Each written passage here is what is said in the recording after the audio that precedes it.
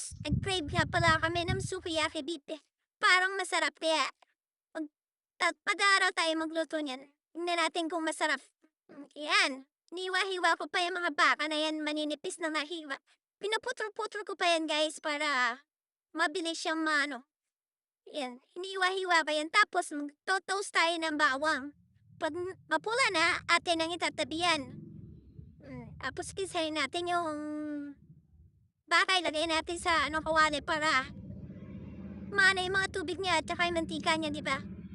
Yan. Tapos lagyan natin ng butter. Yan natin ng harina. Parang yung gravy niya, ilalagay natin ganyan mamaya. Yan yung ating ihahalo dyan.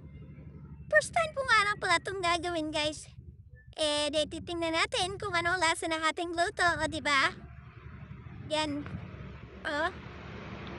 Sa kaka-video ko, minsan yung mga natatry kong ulam mo, masarap naman siya.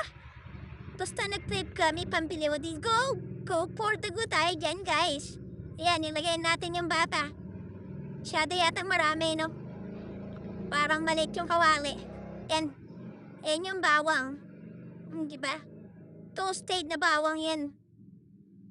Tikman natin at ating husgahan ang aking luto. Hindi naman siya masama ang lasa, guys. Masarap, pero hindi siya ganun perfect, syempre. Lagyan natin ng panghimagas.